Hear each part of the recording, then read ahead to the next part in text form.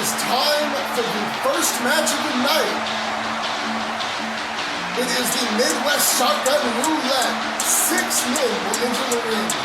There will be 2 counts for the pinfall instead of 3. And it will go until 1 man is left standing, who will be the new National Heavyweight Champion. First out, the Terminator, Elijah.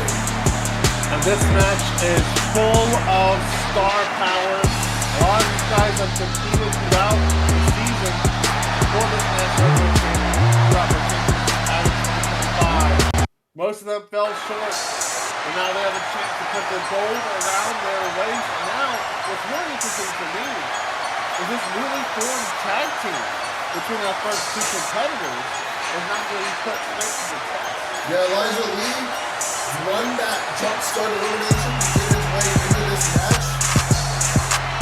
It was pretty interesting because Jay Wukon earlier in the night defeated Dakari Oda to qualify. And Dakari apparently choosing to put double duty on Ignition this week. Also was in the jump-start elimination, and it was eliminated before Elijah, obviously, but wasn't eliminated by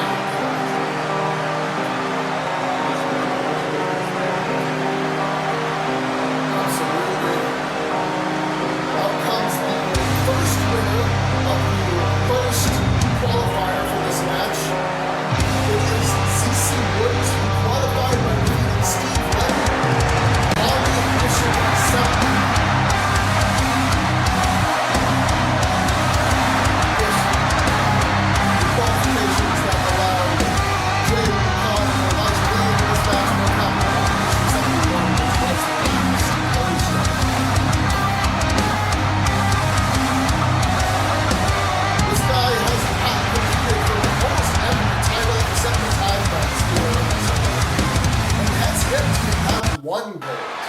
So you know that Will has got to break at some point. But coming up with a former SOW National Champion. He had the belt just a few months ago. Yeah, defeated by the current World Heavyweight Champion who cashed in the national title to take a shot at the belt he is now holding by religion. Rey de Guerra also has an accolade behind him for JEW, being a semi-finalist in this year's Global Junior Scramble.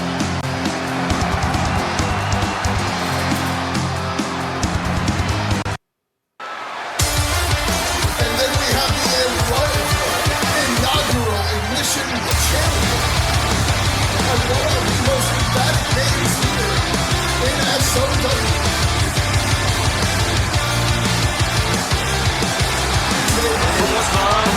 Direction. No one can pull me out. My voice felt different from the others. I'm running away now.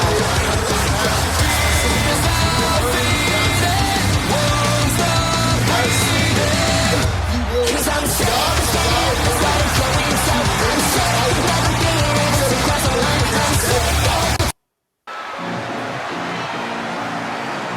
And speaking of Hermes, this is the original and inaugural SOW World Heavyweight Champion. Last year, it was this very show in the main event of Victory Lane where he lost that world title. And ever since then, he has been trying to reclaim it, going down a dark path on the road back to the World Championship. One member of the Paradise and the right-hand man of Byron Mitchell. He is known as the Lord of the Flies and is the winner of this year's Global Junior Scramble. It's Hermes.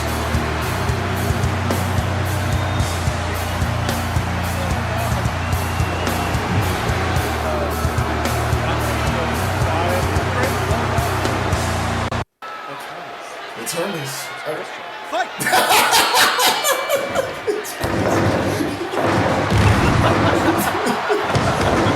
Oh my god. 5 minutes into the show.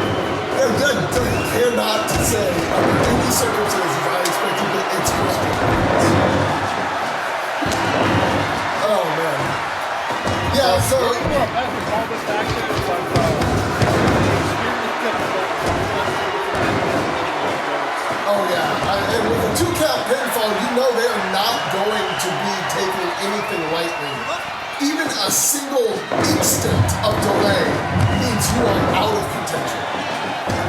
That's one of the special Midwest Shotgun Roulette, right? It's not normal. Exactly. It's something that was done a lot in Byron's hometown in Missouri. I forget the exact name of the promotion, but regardless, when he, Tony, Omegon, and them were all wrestling down there before Byron went down this dark path where he has gone down, this was one of the most famous matches they put on, usually for a shot at the world title of that promotion. But Byron seems to have decided that he wanted to bring it over here to SOW. It's interesting that Erren and Hermes are not going straight for each other. They're not the other competitors in the match have allowed them a chance to do so. Yeah, as it currently stands, Elijah cracking in a light to it. It's a disqualification. Oh my goodness. Now Elijah could be in huge trouble here. Double stomp, moonsault, double stomp to the chest. And Erren and Hermes starting to lock up, but cut off by Elijah coming right after Erren. There's a lot of history there as well. As Wukon is almost looking to take out the original world champion. I mean, there's got to be a target on your back when you have those kinds of accolades. Everybody's going to want you out of the match. Once again, here. Oh, here we go. Oh, Enziguri. Hermes focusing in on Erren now.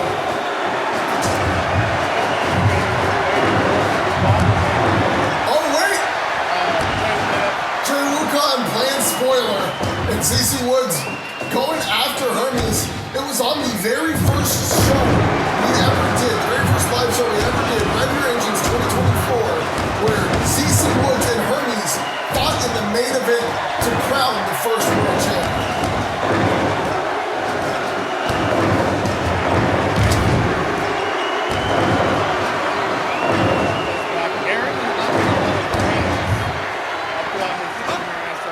Oh my God! Yeah, you can't lie. You can't make things up. As much as I don't think Erren is necessarily any kind of a problem character here in the company, there's also not a lot of fans of his backstage. Well, that has to do with how he used the championship after the year. Basically just playing around and messing around with Paradise, or at that time it was Death Row. Putting people into matches. The tools to become dangerous. Yeah, rather than focusing on, I think this is obviously the perspective of the wrestlers backstage. Jesus Christ! Goodness! The perspective of the wrestlers backstage, not necessarily our perspective, but it's things that we've heard. Yeah, these are things that we hear and have heard from the wrestlers backstage about their opinions on Erren Payne. Have proclaimed that season 3 will be the season of Payne. And he has a chance to start that season with the national championship by this match. One thing I kind of want to point out, and I'm not sure if you've noticed, but Elijah and Jay have not interacted once. Everybody else has fought everyone at least once in this match. But Elijah and Jay are actively avoiding any combat with each other.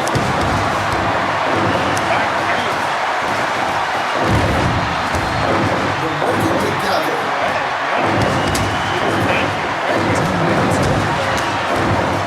And now this feels like, of course, maybe the plan is, you take everyone else out, and then it's the two of us and one better game than if you're a tag team entering a match like this, that is a very talented.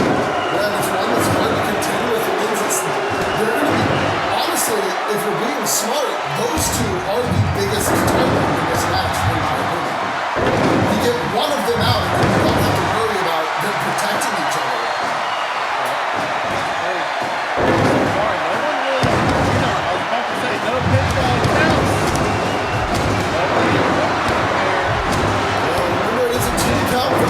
So the closer a one count is, the worse it is for you.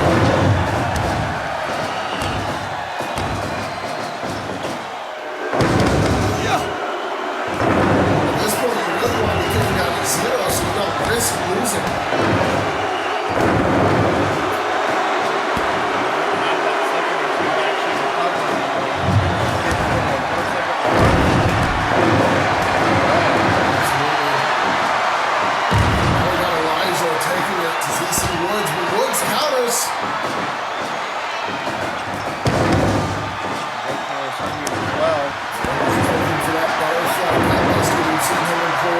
Since his return under the mask of Beelzebub, he changed up his moveset a lot after putting on that mask and this new costume that we've seen him wearing.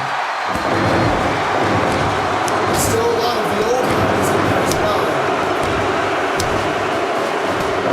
Wait a minute. Endgame! Not covered here. Go for a cover.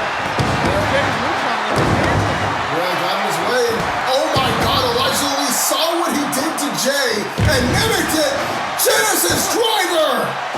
No.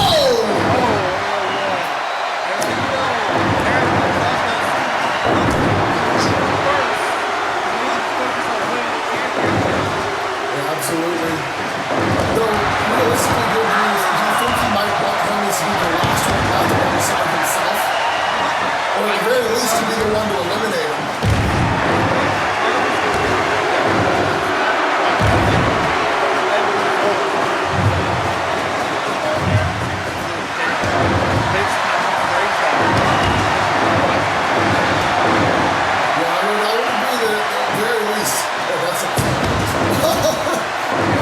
Trying to land the butterfly gut pressure on Jay Wukon. You might need to get out just about everyone else in this match, but that's a man I don't think that is going to go well.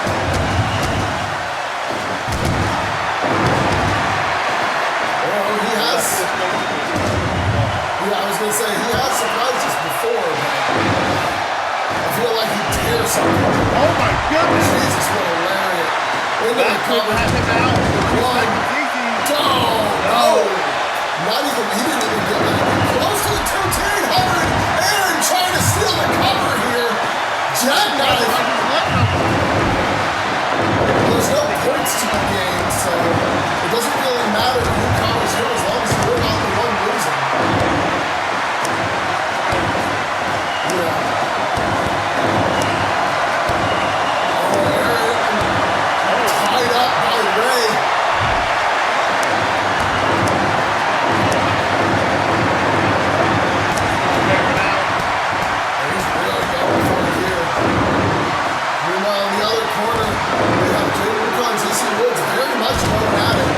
Wukon gets woods up.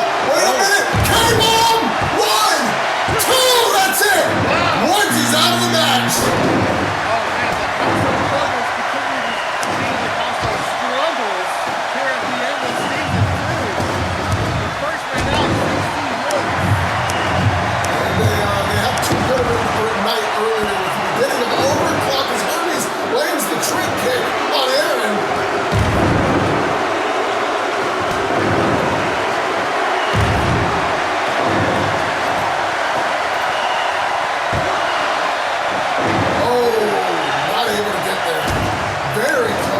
Two-count now. Oh, and a crucifix bomb, but Elijah just pulled it. He pulled Rey out of the cover on Wukon.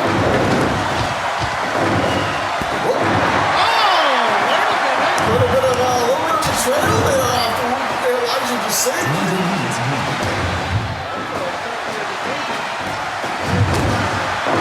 Or maybe Elijah's the one who's thinking to keep it down to just him and Jay simply is choosing that he's not going to, interfere too much with Elijah. Sling blade, yeah.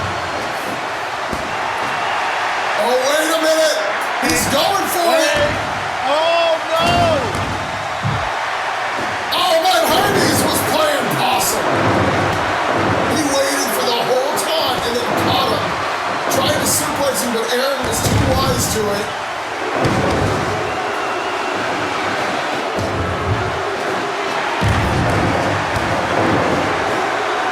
Cover from Elijah onto Rey.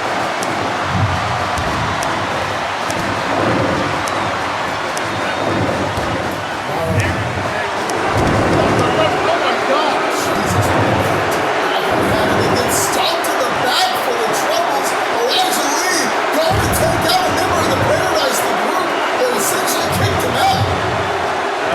Oh! What a counter! And now, got him with a big senton. I thought there was going to be the Phoenix Splash for a moment. Instead he goes with the shooting star press, but Elijah avoids it.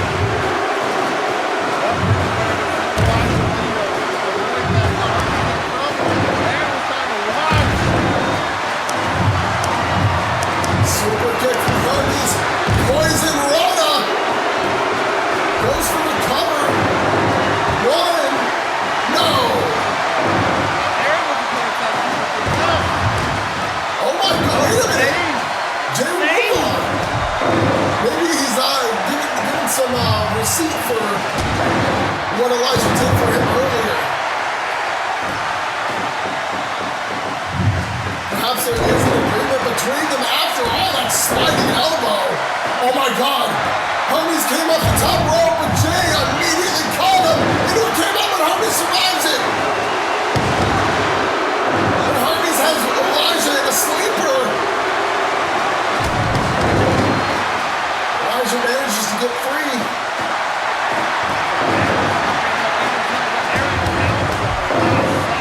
Tosses him off. Wait, Judgment Day! Two, no, not a two. Not something we hear very often. Oh, a cut off there from Elijah. Rey taken down.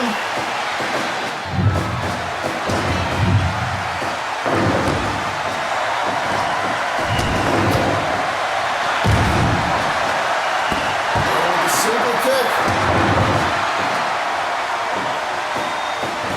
Rey catching Erren. Crucifix bomb into the cover. Two, no, not a two.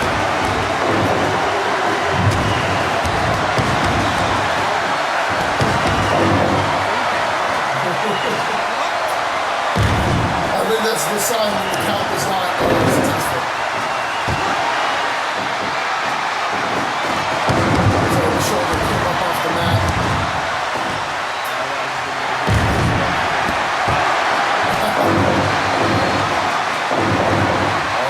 Oh, wait, now he's thinking of doing it to Rey. But Wukon sneaking up.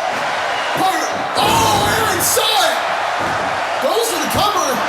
But on Wukon. He was trying to get Rey out and saw Rey as the biggest threat in this match for the national champ. However, Wukon caused the delay to be a little too long, but Erren didn't feel comfortable. Wait a minute! Phoenix Splash! That's it! The tag team is broken up! We need Erren for Rey, but only one. Oh, wait. Hermes not done with Elijah yet. I don't know about using extra energy on an eliminated man like this, but oh my God, sending a message. Oh my God! Is this necessary? I would say no, personally. That was definitely a message sent, though. And Wukon pays him back. Tossing him out of the ring by the neck. Jesus. Backslide, but doesn't hold for the cover. Knows that won't be enough at this point.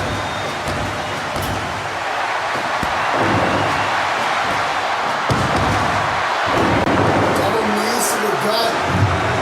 Oh my God! Oh my God! Jesus!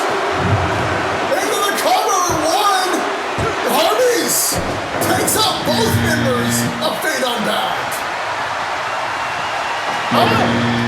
Erren steals the... I think Erren was trying to steal that and make that his ball instead.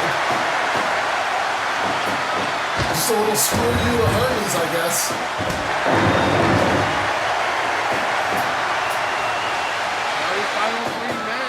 Oh, the butterfly gut crusher!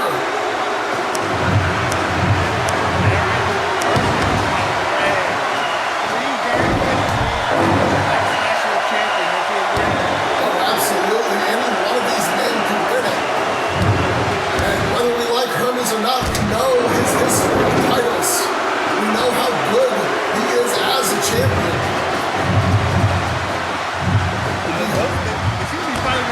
Take out Rey more than the final color yet. Maybe this is a single match to them after all. Maybe. They are both targeting Rey very, very heavily. Rey fighting for his life out here. I'm expecting 2-on-1 for Rey.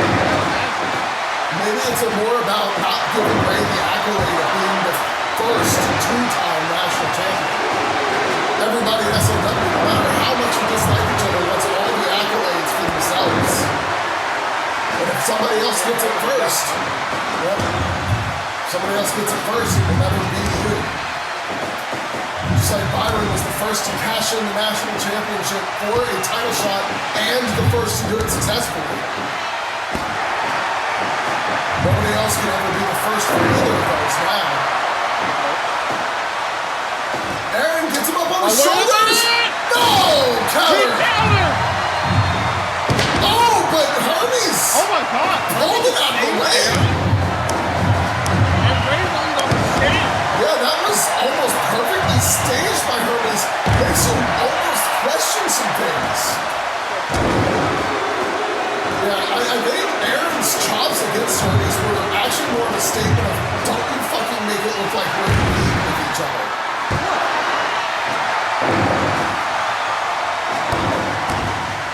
Because if you didn't know better, you'd think that was planned. Oh, wait a minute! Oh, but Hermes catches the leg and sends him into the corner. Both men in the corner, but Erren recovers just enough. Oh, my kick! Oh my god! What a catch for Rey from outside. Now he's too many on one of the lane. Hermes picking up his left off the straightaway. And scissors. Both men lined up at Erren. He's looking to get sandwiched right here. Super kick into a thrust drop kick. But Erren able to recover. I think the super kick might have whiffed just a little bit. Maybe. Cabonaria.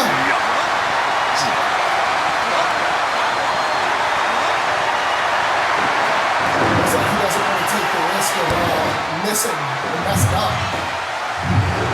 Oh, and just like that, exactly. Erren manages to get out of the way. But Hermes. Oh, wait. What? Hermes is. He's just waiting. He's just watching. He's standing over Erren. Oh my god! He said over Erren's dead body. Super kick. Poison Rana. He's trying to win this now.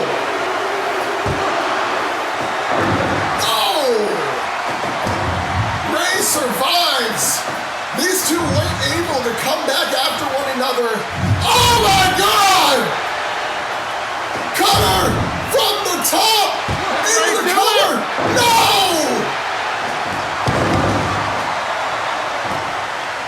Rey is giving this everything he's got.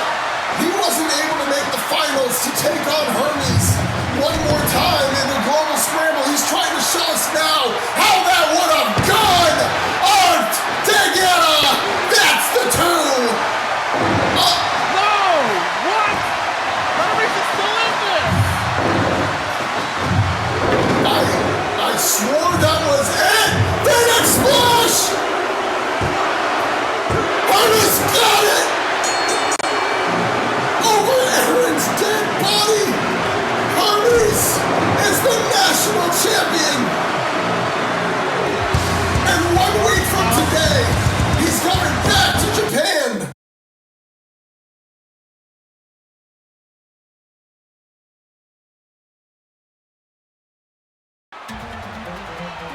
And we are up with our next match. It is the women's national title now. It will be the High Priestess Nephthys taking on the Demoness Lilith. I'm no fan of Nephthys. That's no secret. No. What's wrong? It's not. I'm still not convinced. It's not something of their souls. But, however, I cannot, in my good conscience, root for anyone who worked for Kevin Daniels and aligned himself with the Paradise. So tonight, for one night only, I will be rooting for Nephthys. Well, that'll be different. I hope she's got medal souls tonight, because she needs to kick the head off Lilith and get championships away from this group. She's earned another one.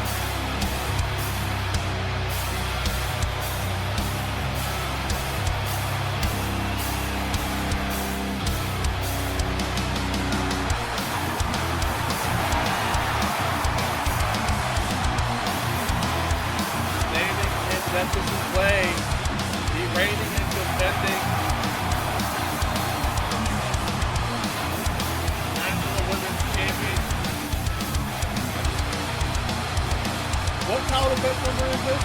This is title defense number 4. If successful, she will be 4 defenses, or I think it might be 3 actually. Let me double check my notes. It was about halfway there. About halfway, yes. She's either already halfway or will be. Yeah, this is number 3, sorry.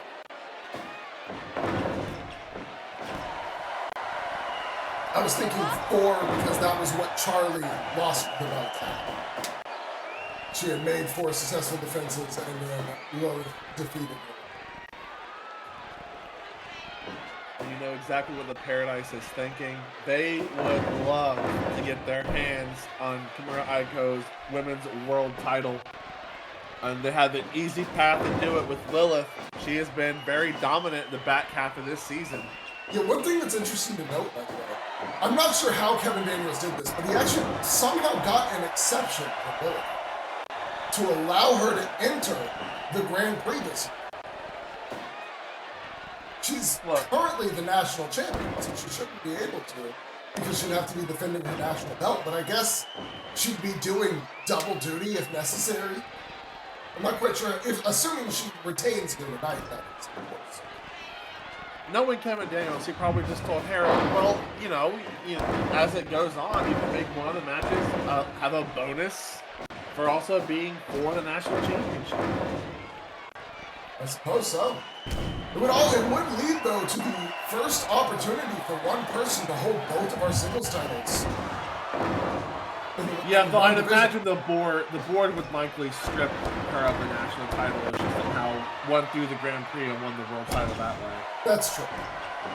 There's really no point to having both belts at the same time. Exactly. Not that there's no value in the national title, it's just like, once you have the world championship, you're not going to get another bonus for also being the national champion. It just means you're going to have to wrestle with it.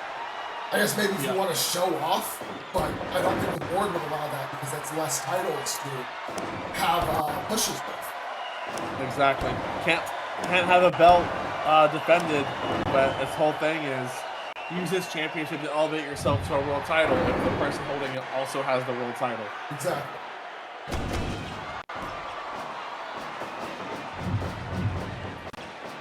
And the whole purpose of the national belt from the beginning was for people to use it in order to build themselves up and get to the world title scene. And so far in SOW's 1.5-year history, only one person has been successful at doing that. And it's our current world champion. I believe we have seen some regret from a man who could have done it but chose not to lately in Kastor, who we'll see later tonight. Yeah, I think he prided himself too much on being national champion and being the best national champion, setting the field for that title. He could have cashed in on Hermes, I believe. He had enough defenses by. Yep. And taken the title before Ali got it. He could have cashed in on Ali later, but chose not to. In the end, it didn't even matter. It was Rey who took the belt off of Kastor before he ever tried or considered trying to cash in for the world title shot. And from there, Kastor moved on almost immediately. Ended up in the Grand Prix. And, well, he came close, but he wasn't quite successful. Though, as much as I would love to see that be a championship match on a big stage, he also failed to win the Final 20 circuit. He did. It goes to show you that even being the national champion, the men or the women's, it doesn't guarantee your success long term when going for that world title. No, you really have to be ready. I think Kastor might be the only person in the SOW World Title division to never have a World Title match. He's never gotten the opportunity to challenge for it until this point. And you know, with how Nephthys has been behaving lately and the strong words she's had for Aiko and kind of the SOW women's roster as a whole, she will love nothing more than to win this championship and take it away from Aiko if Aiko is also successful tonight. Absolutely. Of course, Aiko won't just have tonight to worry about because the Winter Grand Prix, as mentioned earlier, starts literally next Thursday. Yep, alongside the season premiere of SOW Ignition. Yeah, that'll be another special episode. One that we don't have a full card lined up for yet, but we'll be there very shortly. So stay tuned. Yeah, I imagine Hera's probably waiting to see what the landscape of SOW looks like after Victory Lane. I mean, this is our absolute biggest show of the year, and so much is on the line tonight. We have no idea what things are going to look like. Well, we have already seen one champion successfully defend their title. We've seen a new champion crowned, though not necessarily over an existing champion, just for a vacant belt. And we're seeing another title match right now, all since we started commentary here and went live with the full show for Victory Lane. First time we've ever had the pre-show overclock run into the main card. Matches just went kind of long tonight. The workers were working. Yeah, they were. I mean, they're allotted 30 minutes on overclock matches, and they sure used them.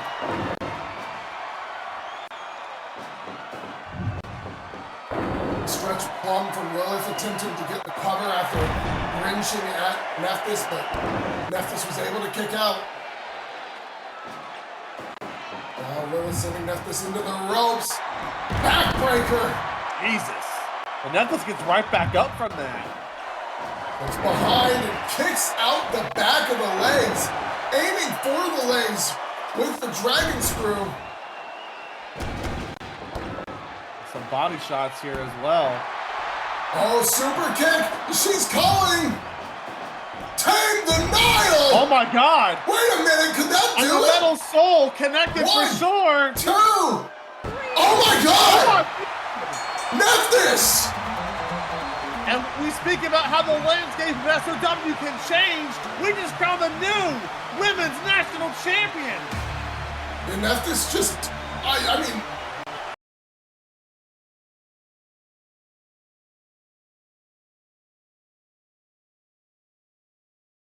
well, that was a very shocking finish. I don't think anybody in the Paradise, especially Lilith, was ready for that. Lilith looked almost confused as Nephthys was running to the back with the title. She just kind of left. Yeah, I mean, I will say, you know, sometimes I've felt like Quinn's been hit with fast count. That was on a fast count. Lilith was out. That super kick into Tame the Nile, that actually knocked her out cold. Yeah, I don't know if she's ever been hit that hard.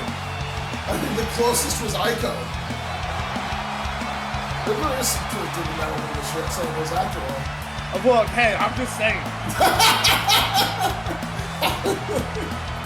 Jesus. It's either that or she really kicks the shit out of you. I mean, it could be a strong enough kick that it feels like it's metal to the face. Maybe. Kaito sure fucking making us wait here. There he is. I think it's solid. Six-man tag here. Absolutely. I don't think I've ever heard an entrance song restart here at SOW. Neither have I. I wonder if he wasn't ready. Kaito, where the hell are you? It's possible he got a little delayed signing some band posters backstage. You know he likes to do that. We got a couple of VIPs here who get to go backstage. But they've got a hell of a team to deal with. Currently, when it comes to Victory Lane, Death Panther and Trent Taylor as a team, undefeated. In fact, Death Panther undefeated in trios matches in SOW as a whole currently. Look for that continue. I'm still pissed at that. Well, so the Paradise are 1-1 at the moment out of a potential 4 matches involving the stable. All 6 members of the stable on the card tonight. Yep. They cannot sweep SOW at least tonight. So we have to be thankful for Nephthys. Yep. Well, hopefully we'll also be able to be thankful for Kaito and M.E.A.T. Hopefully, they're gonna beat these 3.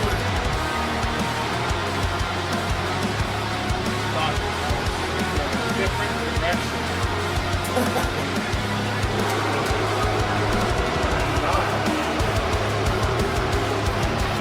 I really would love to see Death Panther take the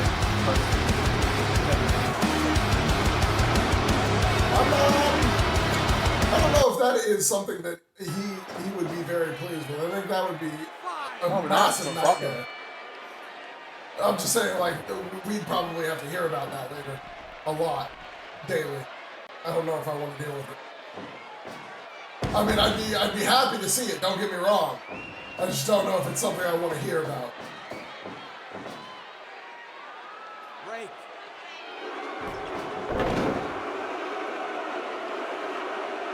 I thought they tagged him now.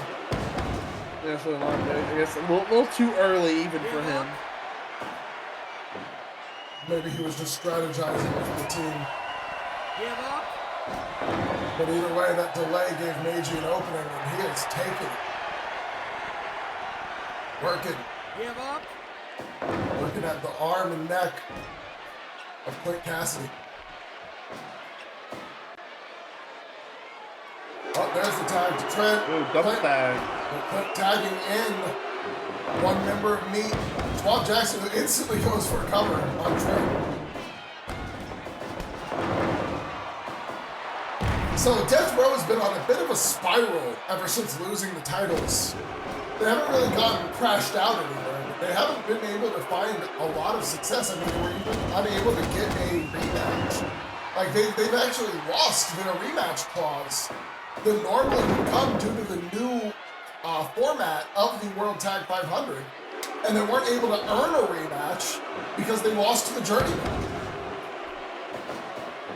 A lot of built-up frustration there, especially because, like you were kind of alluding to earlier, they had a really good season.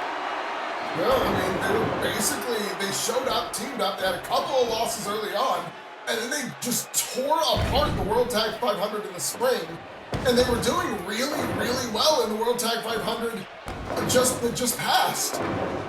But the Sabres were unstoppable. Nobody could take out the Destined Sabres.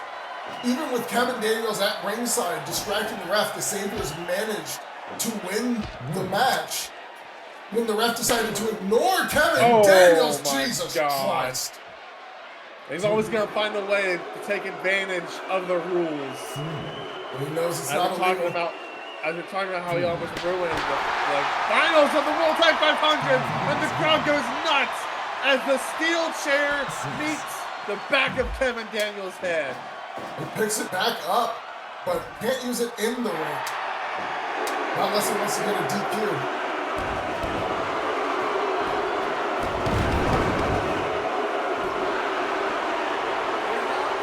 Ones are just not happy at all and not seeing Swan Jackson take damage.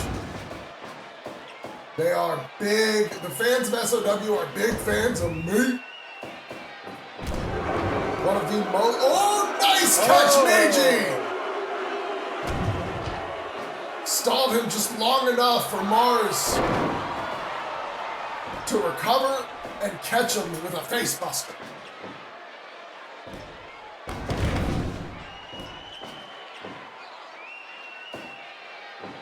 Oh, slips over, grabs the elbow pad, lariat!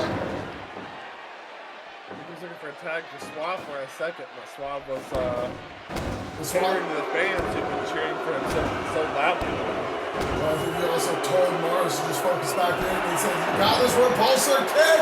Cover to the former tag champ Clint Cassidy, but no!"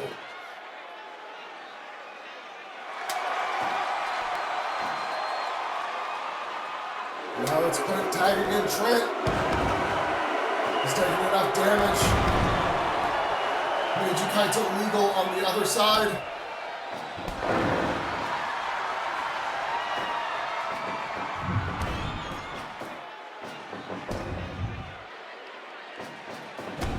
Back elbow. Oh! Springboard missile drop kick to the corner.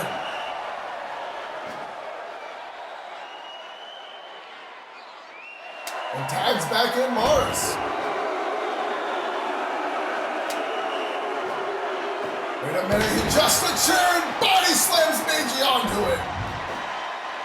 The ref needs to get that out of there. I don't know if he can get the opportunity to with all the action going on, but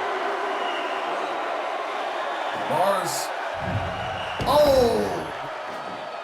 I think he was wanting to tempt Trent in, and Trent started to walk forward, but he saw what was coming and backed off just in time. Thankfully, Mars was able to regain his balance, not fall down.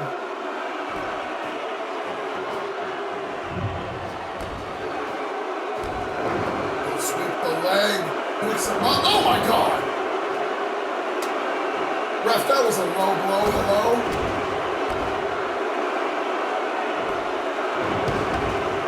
I'm surprising the nails probably slow or something in the ref. Every time I see this ref, I'm gonna put sorry. It's always some shit like that. Oh! Shoulder hold! Oh, Kevin Daniels slips out so fast. And then right back up in the sitting position. Kick to the gut. I think this is the first time in the match that it's been Death Panther and Meiji Kaito one-on-one. A lot of history between these two down in JPW. Meiji not looking to continue up on it too much. Tags to Mars Namor. Oh, wrist clutch dragon screw. And a tag back to Trent Taylor.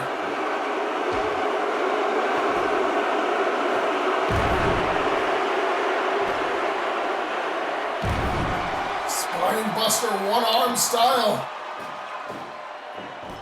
Picks him up, rolls through, fall, salvo into the cover, but that's clearly gonna get broken up.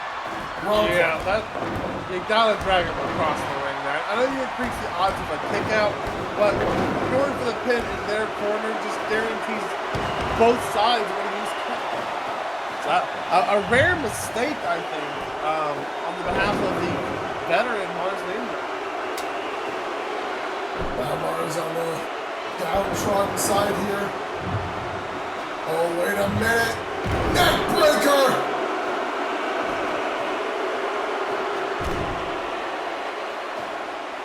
And the Paradise are just picking Mars Namor apart. Strategically, as Kevin Daniels, Death Panther, sits down to watch.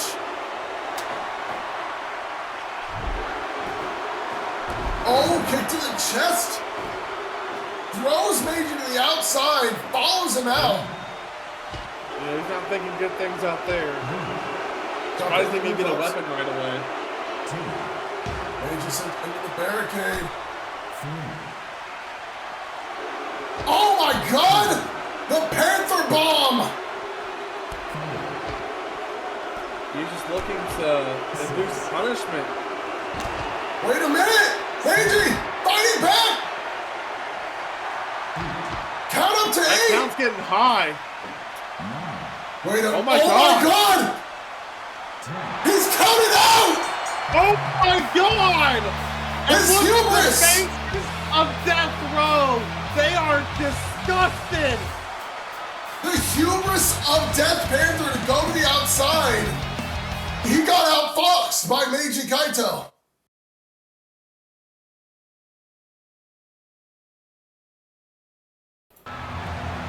And we are back. We've got the cage ready to be lowered. But before it can be, we've got to let the wrestlers into the ring. This is one of the most interesting matches I think we've had. And it's a repeat from last year in a way. It was 1 year ago. I love making these references back in time.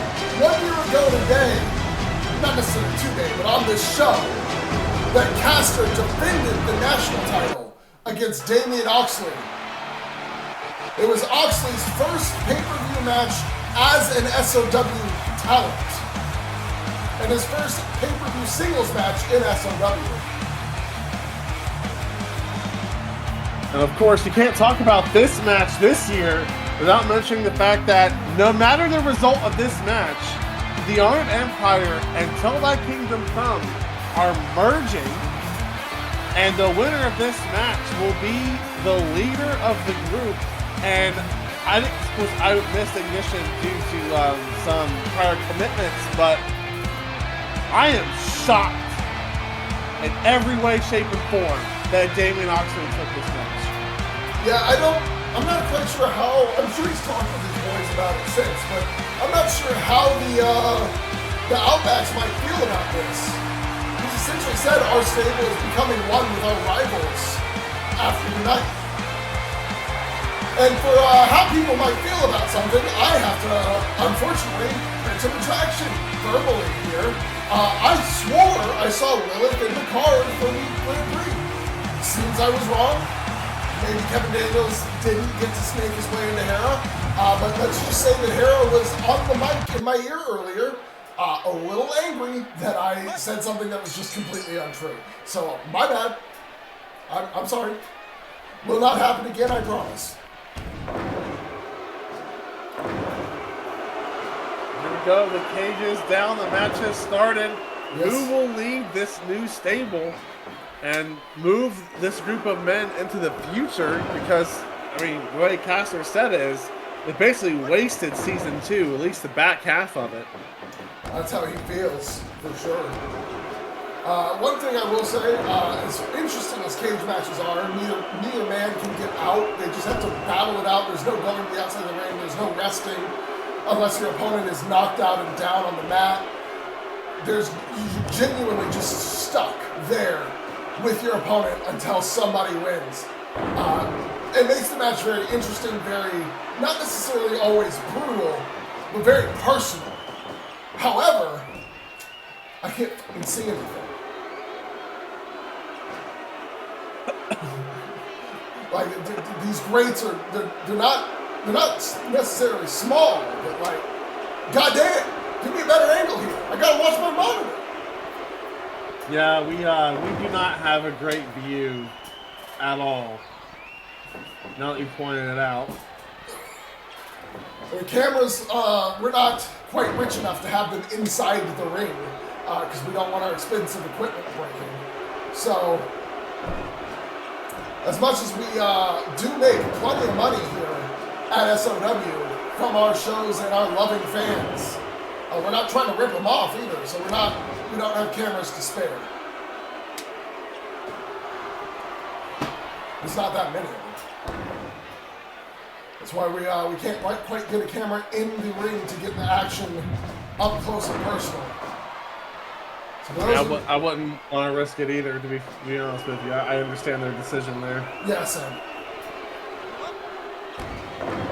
It's cool and all to have cameras staged up in the ring, but if they fall, especially if they fall on somebody, that's just bad. But right now, it's been relatively back and forth. There was a little Kastor's control earlier, a little Oxley's control just now, and now it looks like Kastor's back in it, back on the offensive. Jesus!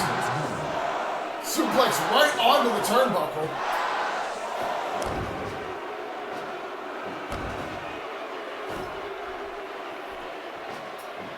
Now we got a body slam, chop.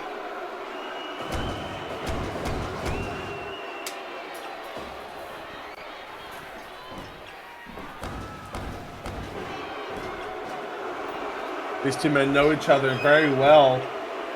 Going back a full year, they've been kind of at odds. A lot of second season as well, and I can't get around this idea that they're going to be together, like singing "Kumbaya." It makes me wonder what Kastor specifically is thinking. Like, what does he see that he feels his stable, his faction, needs Damian Oxley? Right, I mean, Alexei just won the TV title a couple weeks ago.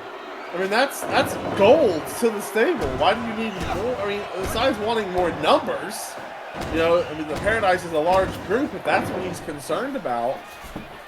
I know Kastor always wanted to be the guy to rule SOW, and right now, at least, that kind of goes to the Paradise, even though they've had a little bit of struggle with these last couple matches. Yeah. But how, if you're Damian Oxley, how do you trust Kastor in that regard? I mean, this is the match, I guess. That's what the match is for. It's less about trust and more about respect, I suppose. If you can't beat him, then you should listen to him. Maybe he has a point. But if you can beat him and you can make him respect you enough to listen to you by the victory, following his own rules that he set, then maybe you can trust him. Maybe you can trust that a man like Kastor will stick to his word no matter what. I mean, we've never seen him go against it. Even though he's never been the nicest guy, he's always done exactly what he promised. This is true.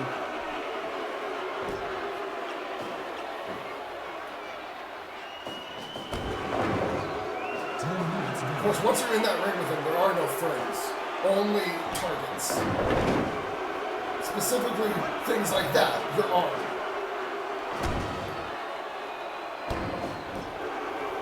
Obviously, in the cage match, there are no countouts.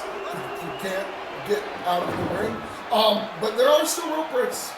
There are still, to a degree, at least in this style of cage matches, disqualifications. Oh my God! Powerbomb! I don't know how you get DQ'd though, because like the cage is legal. I guess the low blows, maybe. If you hit enough of those, the ref gets sick of it. But kick out at 2 there.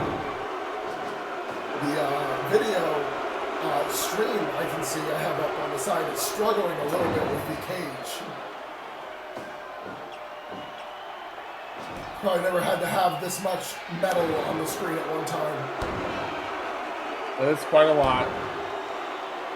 Thankfully, it seems to be mostly doing well. Just a couple of spots stuttering as it tries to render what it sees on screen.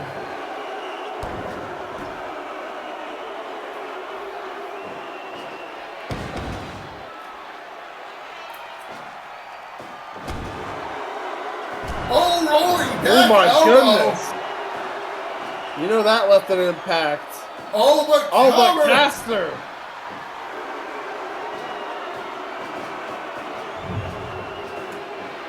Into a He's bear such a hug. scary, good technical wrestler. The fact that he got going from a huge spinning elbow to having Damian in a bear hug is unbelievable. Yeah, it's very, very smart maneuvering there.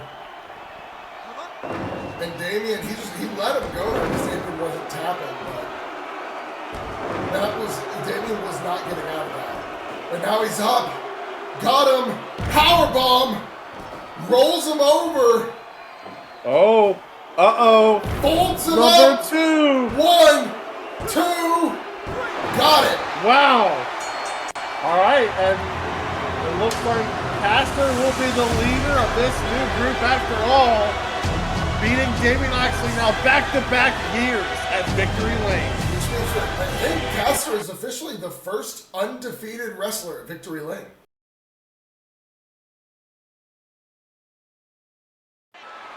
All right, and it is time for the World Tag Team Championships to be on the line.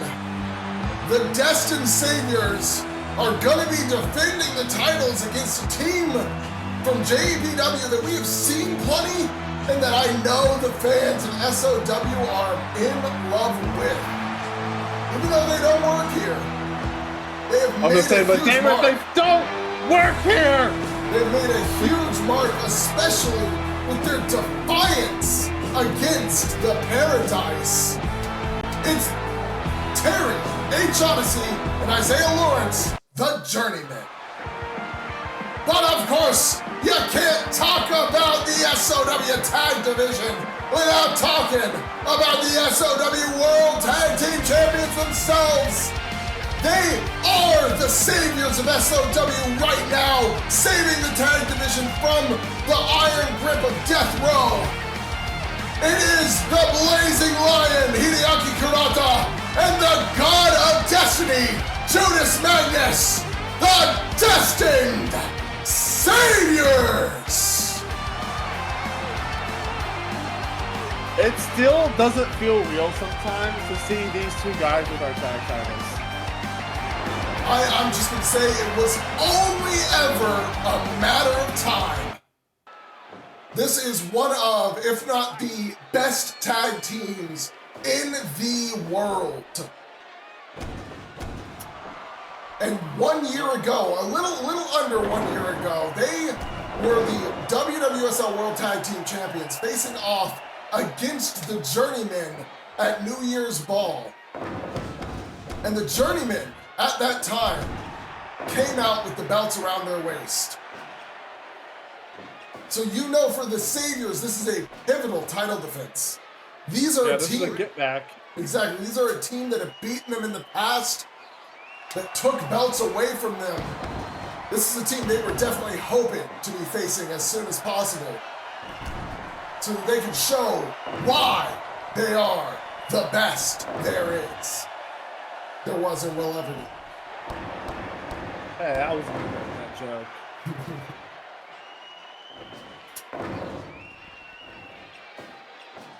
Gotta be fast. You didn't give me a chance to talk to you. Well, listen here, brother. But don't make me poke you in the chest. I'll pin you 1, 2, 3 in the middle range, just like that. Over my dead body, brother. I'll just drop the leg, brother. I'll kick out at one, dude. I don't think you will, brother. That's your finish it. We should stop. Shit, you're right, brother. The fans will kill us. All right, back to the match at hand. Ugh. Sorry, the deadlock in us took over a little bit there. Just a little bit. I thought the Journeymen are hog dippers. Probably. I mean, they're all from the South. Yeah. There's single one of them. They got the cowboy, the outlaw, the bounty hunter, the renegade. I said cowboy, but the cowboy and the outlaw are the same person. FYI, for those not aware, that's Johnny King, who is not here tonight, unfortunately. Originally was. Depending on how you look at it. He was scheduled to be here. You know, he would have been an appearance in a non-title match, but couldn't make it. He's got obligations down at Rule of War that he must fulfill. Oh, wait a minute, picks him up. Oh, but he manages to land on his feet, kicks out the legs. Big counter. Now he's coming off the ropes. Sunset flip into a Steiner. Goes for the cover right in front of Terry. cut play not in place, so Terry couldn't do shit about it. But Isaiah Lawrence kicked out.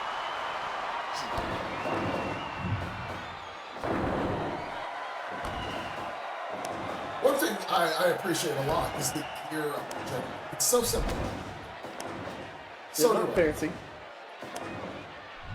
We got the silver, blue, and orange on Terry, and then the red and white on Isaiah. Isaiah, technically Canadian, but has been living in the South for quite some time.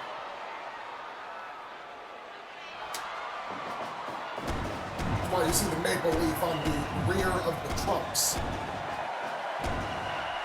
That boy's got some Southern pride, I tell you what.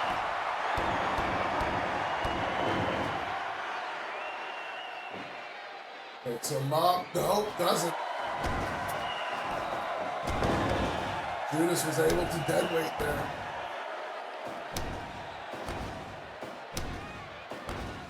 Got these uppercuts being faced off with the kicks to the chest. And the crowd are very much into this match. We're into the second half of the night. Right here, we had an intermission earlier. I mean, technically, we are coming up on a triple main event. Of sorts, yeah. You could definitely call it that. I would consider Hera's supposed final match. I mean, one night only, she said she would return to the ring to face off against M.E.A.T. Quinn. That is absolutely main event worthy.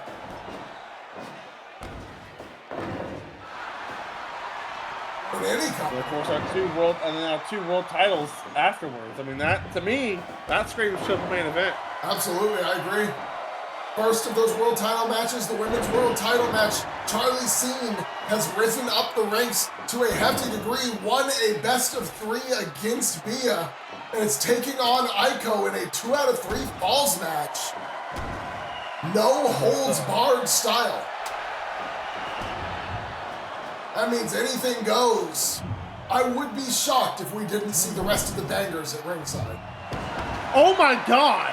That was What a insane. Hurricanrana from the top. What a counter from Judas. Ever since he returned from injury, it feels like he just got better.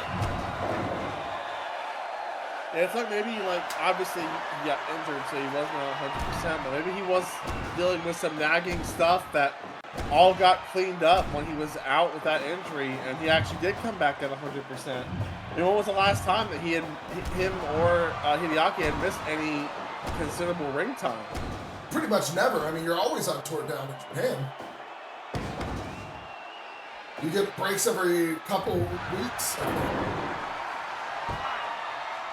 So yeah, they're trying to clean up some nagging stuff, and because like you said, he's come back. He has been a monster in every definition of the term. Yeah, I mean, literally, I cannot name you more than one match in the entire World Tag 500 that Judas wasn't the one winning.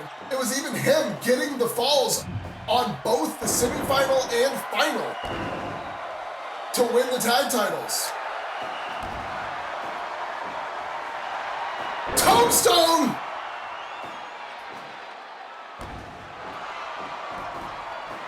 Oh my God. Terry tried to get Kurata into a position for a fireman's carry, and Judas just pulled him out of it. I think Hideaki did end up falling a little bit to the mat, but that's probably a whole lot less damage. Nice dive than what he would have taken. Money clip!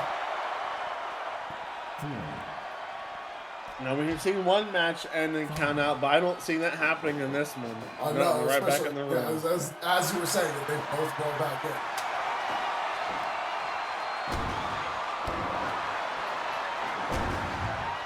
Well, I think both of these teams are far more careful than Death Panther was. Jesus! Crushing lariat in the corner there, but a scoop lift, suplex from Hideaki.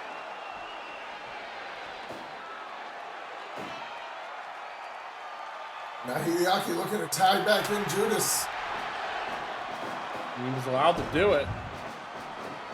Oh, both men sent to the corner of the Journeymen. Oh, Judas recovered just in time to cut off Isaiah there.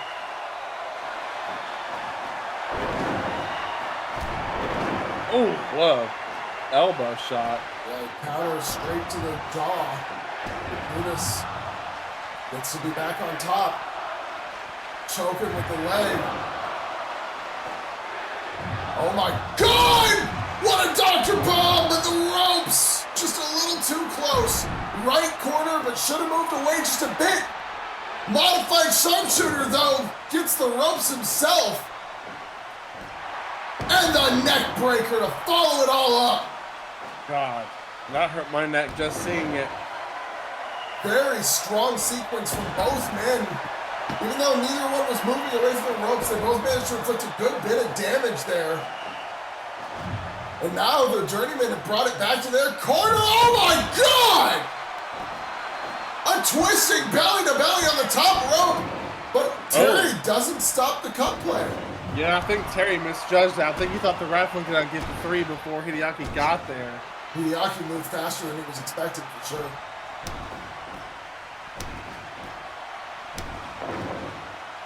Series of uppercuts, knocks Judas down, tagged Terry, and a double backdrop to Judas Magnus. But he manages to get up and slip away. However, Hideaki, oh, it was bait! And now the tag! They just wanted them back in their corner first. Now they're just making Terry run the ropes.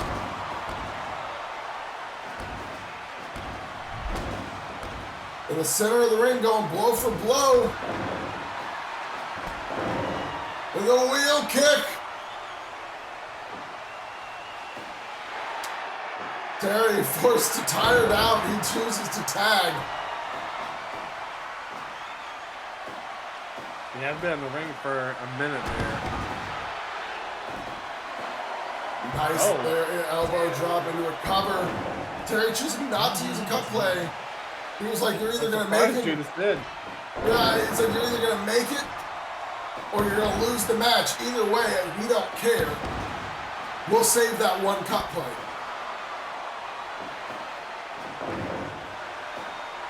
Oh, but now Judas doing the same in response. He sat down. He said, you do it now. We can play that game just as well as you can.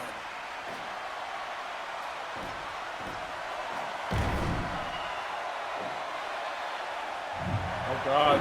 Big dive. Splash to the back. German suplex, deadlift style, stomp to the stomach. And now, aiming at the legs. But a tag. I think he was trying to build up for the sharpshooter, but Kurata slipped away and he chose to go for a tag himself before he took any further damage. Oh my God, rolling elbow. And now Terry Odyssey, spinning toe hold, but the rope's too close. Too close.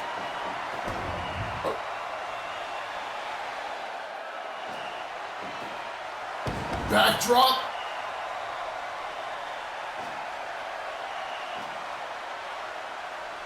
Judas is able to slip away here, gets the... No! Terry cuts him off in the last second! Brilliant strategy by Terry there to cut off the tag. Unfortunately, I think he misjudged the distance, realized just a second too late that it was, he was going to take too long to get back over to Judas. The tag ended up happening. He should have dragged him away a little sooner. Oh, wait a minute, though! Powerbomb! Over the shoulder, crossfire powerbomb, no! Judas wasn't even worried, or he's out of cut play, one of the two. It's one of the two. We've seen both teams use cut play without the other team multiple times now. Snapdragon suplex from Kurata. Judas follows up with a German into the ring, trigger the Demon Fang.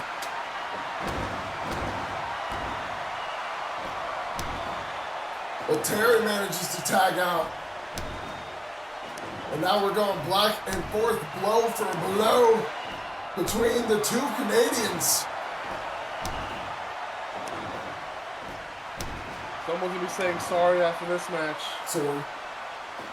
Oh, dodges the rolling elbow and hits a Demon Fang in response. Genius move. Oh, and now aiming at the legs, trying to tear him apart. Stomp to the stomach, locks them up, far from the ropes, sharpshooter. Cut play must be out. Yep, has to be. Judas, let it go. yeah, Judas slipped away. I think he lost his grip a little bit. Oh my God! Judas turns it over. Both men though down. Kurata might have messed up a little bit on that dive. He was down for a minute.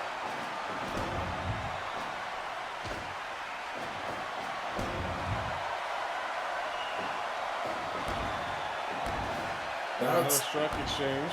That's Terry's forearm hammers. Oh, punch. And a Demon Fang from Kurata into the blazing stamp! That can do it! Oh, Kapley isn't out! And he gets it though!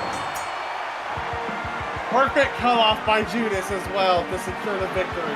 Yeah, he may have gotten suplexed for the trouble, but he managed to give Kurata the time he needed for that cover.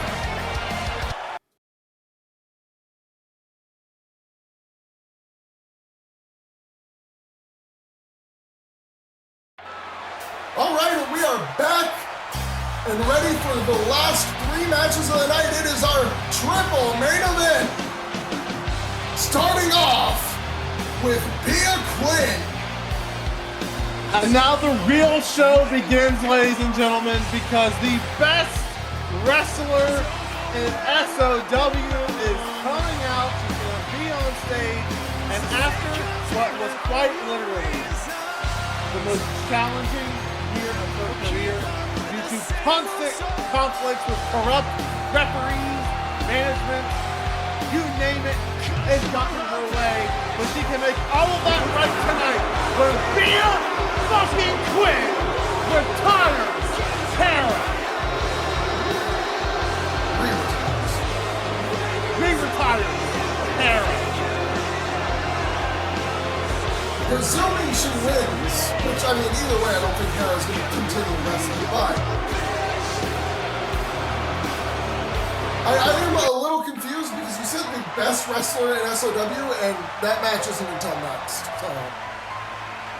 Well, that's subjective. I don't know if it is. There's more than one definition of being best.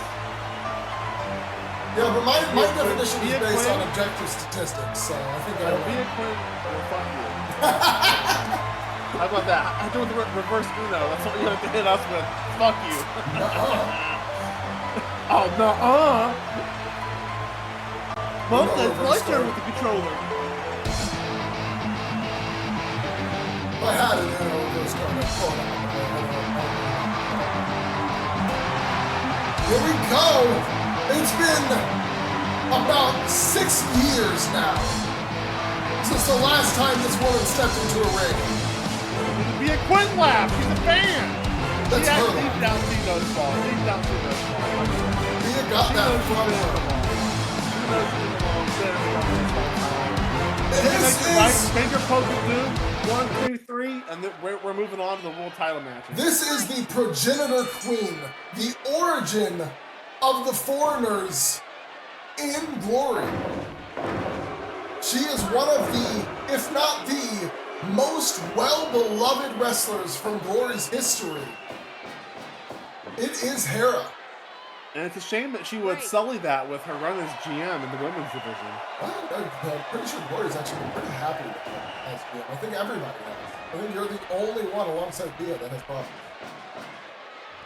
I just feel like she takes a too hard of a stance on Bia.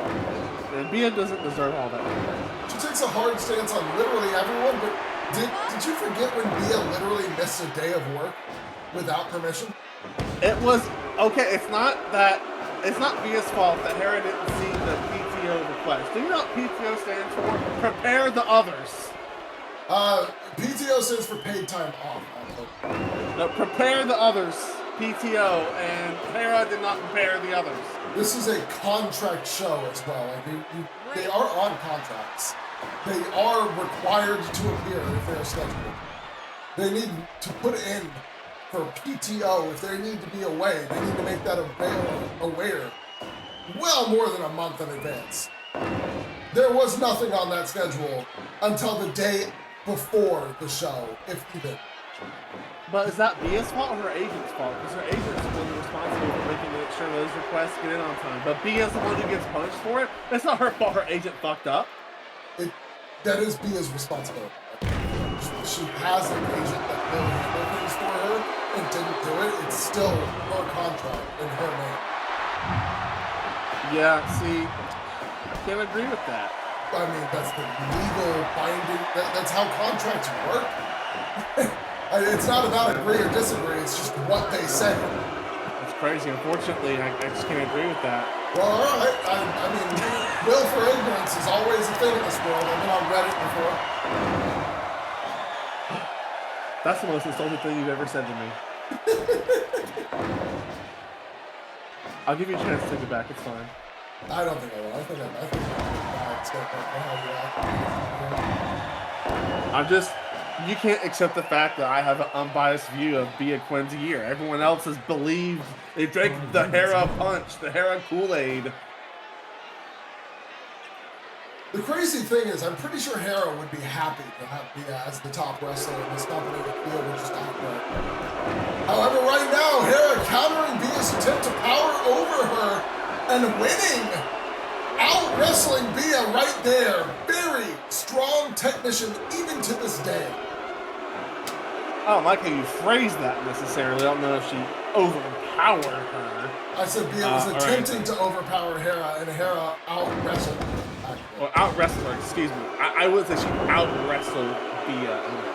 I would say she did. Oh, that's my unbiased opinion. Did she win that show? Out-wrestling doesn't mean just winning. It means being better in a moment. No out-wrestling has happened yet. You can win a match without doing a single wrestling move, just so you know. That'd be a pretty shitty match. Probably, but it's possible. I mean, you mentioned it earlier, Finger Poker Doom. Did Hogan out-wrestle Nash? He won the match, I mean, considering those two guys, probably still, yeah, he probably still did. Hey. Big Daddy Cool was decent at one point in this career. Not at that point. Look, sometimes you tear both your quads and you just never the same again. Other times you tear both your quads and you come back as the most beloved wrestler for no reason. I wonder who that could be referenced to. Another blonde person, perhaps. Another time you tear both your quads and you're the funniest moment in history. And you have to sit like an idiot on the floor of the room. Anyways. So, what can you tell us about Hera's accomplishments? Four-time Because I know her as the worst GM of all time. So I know nice dodge from Bia there. Very smooth. She is a 4-time former World of Glory champion, a 5-time tag champ, a 3-time of the mid-card title. I'm gonna say that because I genuinely, their title names are fucking confusing. I do not remember. I think it's Wonder of Glory or something like that. Regardless, they have a lot of other titles. She's held all of them. She's a Grand Slam, a Triple Crown, or whatever you want to say. She's had it all. She is the greatest wrestler in Glory history, undeniably. Second greatest is Aiko Kimura, third being Bia. At least at current. There's some others that are trying to contend with the records of these three, but none of them have quite gotten close. Aiko and Bia both 3-time world champions, but Aiko has an additional tag run over Bia. Tiger suplex attempt, but only a 2.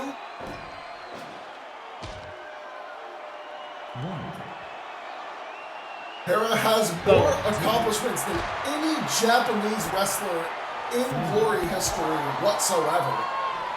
And I think the only Japanese wrestler with more world title runs than Hera was Kimura Oda, which was Aiko's mother. So, in your opinion, when Bia wins and gets a pinfall victory over Hera, because they didn't interact really in glory,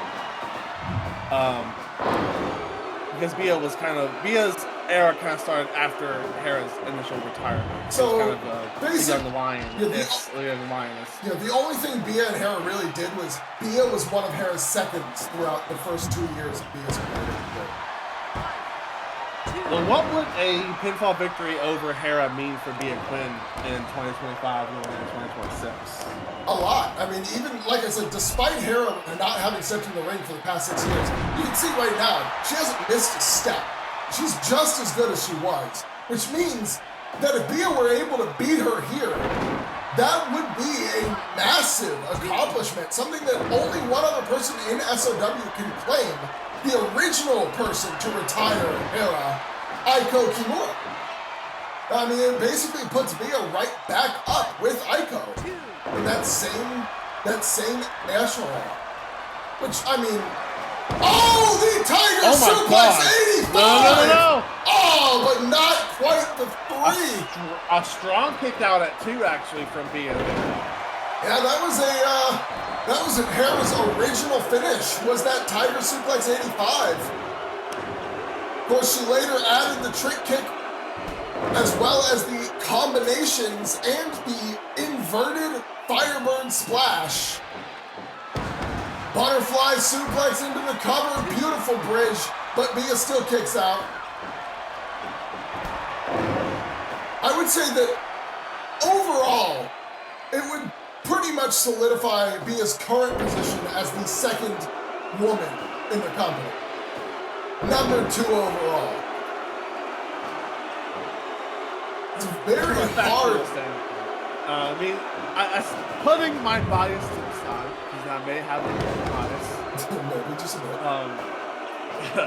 Aiko might be the best wrestler in the company. No gender role assigned. Probably. Jeez, have you seen the year she's had? My God, I don't know if anybody can pretend. I don't know if it will ever be done again. Genuinely, it would be a miracle for somebody to be as good as Aiko's been. But go on, you were talking. Yeah, I think it definitely puts Bia as like that definitive, like in the top. It's probably her, Aiko, and Ryan, right? Like if you think about the top 3. Ryan's definitely up there. You can't really discount Ali either. Ryan has beaten him, but Ali has also beaten Ryan, and we haven't had a third match between them quite yet. Oh my, trick kick! Oh no. Into the cover! Good kick out. She looks so confident. Oh! It's a 2! Yet! Just barely. Oh my God! She's just gonna hit it again!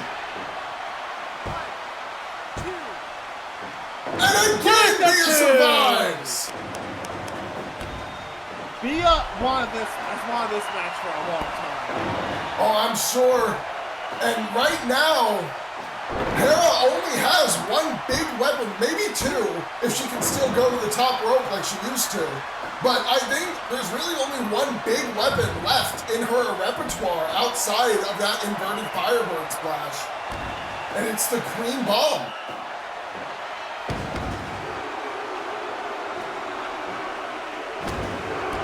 Right now they're going back and forth. Yeah, desperately needs to get some momentum too. Winning that exchange can help. Throws her into the corner. Stomping at her here. And oh my God. Stomping a mud hole in her. Yeah, she's really going into town. Oh, catches the leg into a takedown. Goes for the armbar. Hera clasps and gets to the ropes.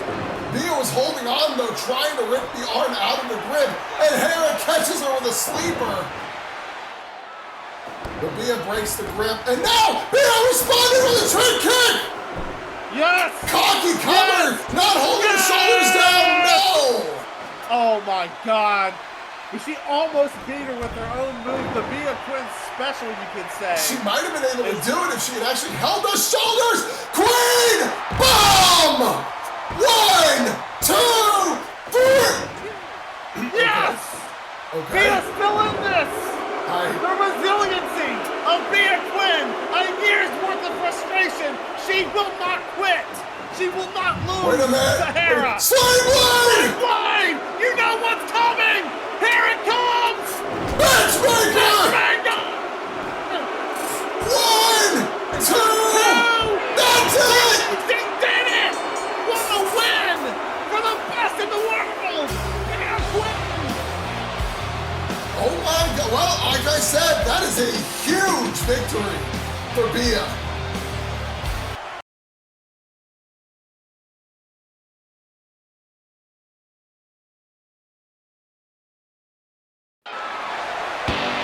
Well, it is the second of our triple main events here tonight.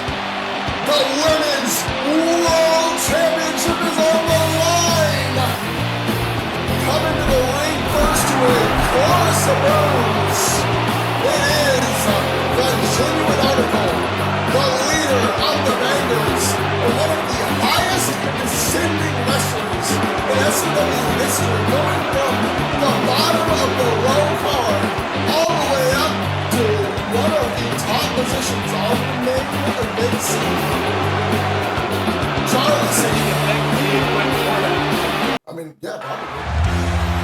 But more importantly than all of that, it is the current reigning, defending, undefeated Women's World Champion. She won this belt 294 days ago. 294 days as champion. 8 title defenses. She is the leader of shining, glowing Kimura Aiko. She is looking to end her season the way she started it, with a W. And keep in mind, right now, Aiko not only undefeated, never been pinned or submitted in any regards. She's undefeated in singles, in tag, whatever you can think of. This At match. no point has she looked up at the lights. While Charli's seen, while she's ascended, has seen looked up at the lights quite a fair bit. I was going to say that this match actually is a rare opportunity because even if you win it, there is a chance that you have to eat a pinfall or submission at some point in a 2 out of 3 falls match, even just to save yourself. Give up. Now we'll just have to see how that goes because, like we've said multiple times, Aiko is a beast this season. She has been unstoppable pretty much this entire time. It has been insane. Truly. One of the, it's got to be in the Hall of Fame runs at some point. I don't even know if we need to put. When the time comes, but whenever the time comes that we're making Hall of Fame, this run alone will likely make her a first ballot Hall of Fame. I think the SOW awards that will come shortly after this show, probably in a couple weeks from now, I imagine we know who champion title run of the year is going to be. Yeah. I don't think it's Even if she loses this match somehow, like, it's still her. Yeah, it's like I don't. This is the one thing I think we can say is not a. It's not a prediction. It's a spoiler. Yeah, she's going to sleep those awards that she's nominated for. Essentially, the X-Men Yeah, I mean, similar to how The Last of Us 2 and Baldur's Gate 3 and Expedition 33, all those. She's gonna be just in that same team. Pretty great company to be in, award show-wise, for the winners. Yeah, pretty much. But Charli C looks to be the one damper on that run, and she could be, like you said, the only person to get a potential pinfall or submission on Aiko, regardless of the final result. She has to force that third fall, though. If she doesn't, if she loses 2-0, well, I mean, technically speaking, she doesn't have to force the third fall yet because if things go Charli's way, she could win 2-0 herself. Well, I'm assuming that's impossible. I truly believe it will take forcing a third fall. I do not see any universe in which Charli Scene beats Aiko 2-0. Maybe in 2024, perhaps? If it was 2024 Aiko and 2025 Charli, maybe. But that's not going to happen.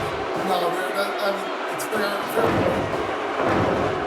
Charli going for the roll-up, but Aiko kicks out at one.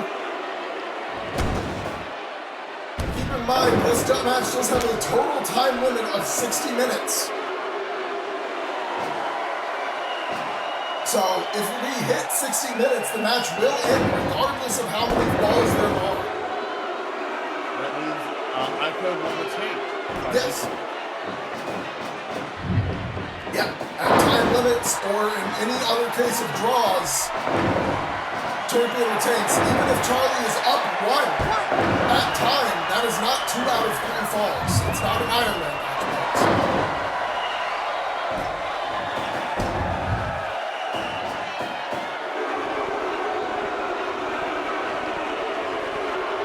The fans here in this beautiful, massive stadium that we have built up here in the Dallas Cowboys Stadium in Arlington, Texas, are not fans of Charli Scene. Every time she breathes, they boo. Yeah, I think not only are they not fans of Charli Scene, but she's facing the most beloved wrestler in the company. Nobody's going to be happy to see her getting any offense on Aiko. This is why the Nephthys thing has confused me so much, because she seems to be the only person that doesn't like Aiko. Even M.E.A.T has admitted that Aiko is somebody she believes in. Yeah, they somehow got me on the swallow her pride to say that. But you know, I guess Aiko did, at least in 2025, definitively win the puberty challenge. Yeah, I mean, you don't kick out of 3 bitch makers and not, or have your opponent kick out of 3 bitch makers and not feel a little respect for it. Yeah, I mean, it took 1 to take out Hera. Literally. I mean, most of the time it takes out 1 to take out Everyone else. I think the only other person who's ever kicked out, if she even did, I'm trying to remember, was Charli. But I don't know if she even did. I don't know if M.E.A.T got to land it now that I'm saying this aloud. I know she didn't get to land it in the 3rd match. But I missed 1 and 2 because I scheduled some crazy. I think you were there for 2. She definitely, she definitely landed in the 2. She won 2. Oh, you know what? You're right. I missed 1. Yeah, you missed the first one.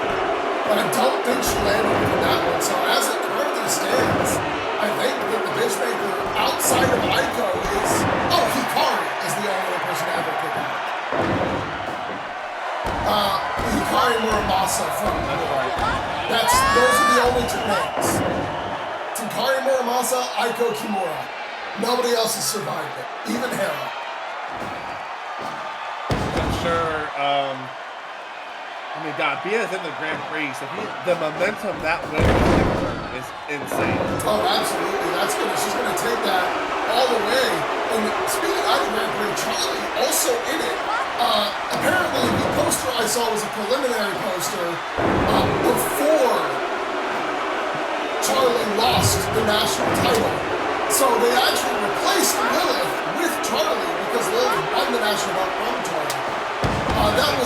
That was a preliminary poster that was basically an idea floating around that I somehow never got corrected. God's last gift! She could get the first fall here! No! Aiko kicks out. A strong kick out too, showing what it's really going to take. Front suplex! That's a crazy Into a beautiful bridge, but Aiko gets out at 2 again. Wrist lock, hammerlock suplex there. And then a chop block.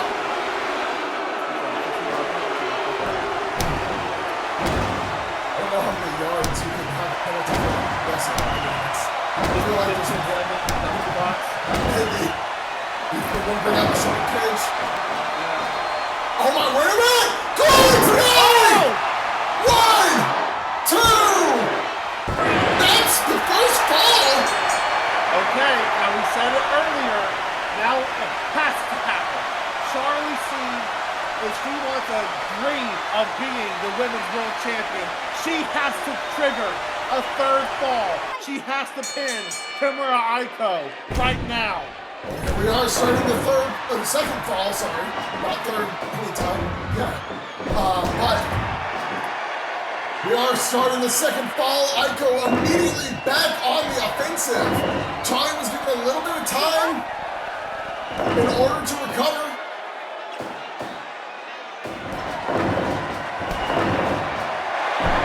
Oh my God, Aiko rolls through, adjusts the knee pad, jackknife cover. Charli kicks out.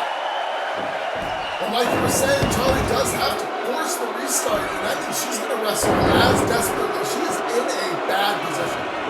Coming from behind against Aiko is an awful spot to be. I mean, we talked about it this entire match. She has to do what literally nobody else in the company has been able to do for 12 months. She has to pin Aiko or it's over. Or make her tap. That one seems almost less. Yes. But she has to get a victory. This is just a professional analysis. I'm going to try to see the side. The data does not indicate it's possible. As it stands right now, Aiko is so on top of this match. Charli is basically getting inches while Aiko is taking miles. Every exchange, Aiko is on top.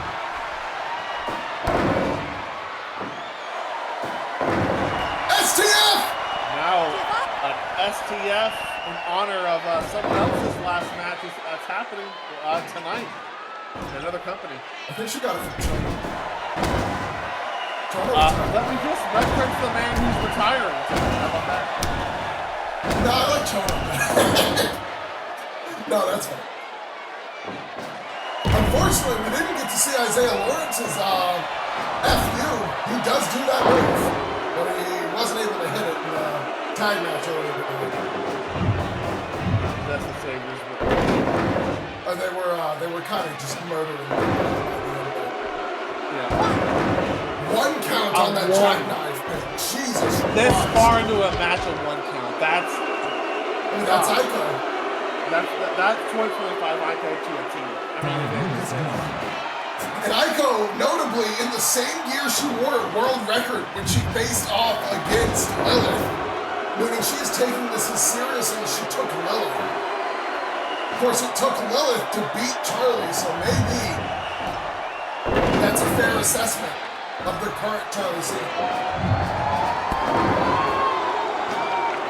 She also knows Charli's got 3 victories over Liechten, who Aiko's always had a lot of respect for. Absolutely as well. Essentially, Aiko's looking at this as a genuine big match. And she hits a bloody suplex, but a counter from Charli. Aiko got the hands locked there. She's not going to tap out. Well, she wasn't going to let the armbar get locked in.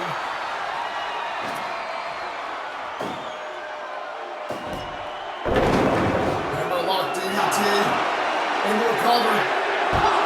And the fans are coming alive again. Roll through into a small package of sorts. Oh my God!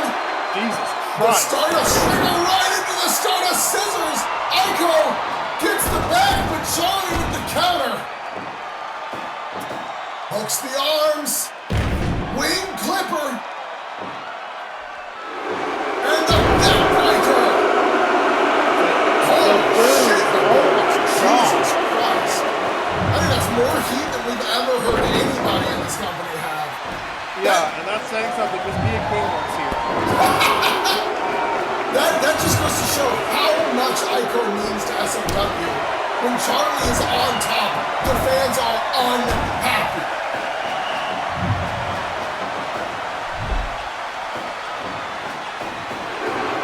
Charli's test, she knows if she gets caught from behind, it could be it. It could all end just like that. But she's got it lined up.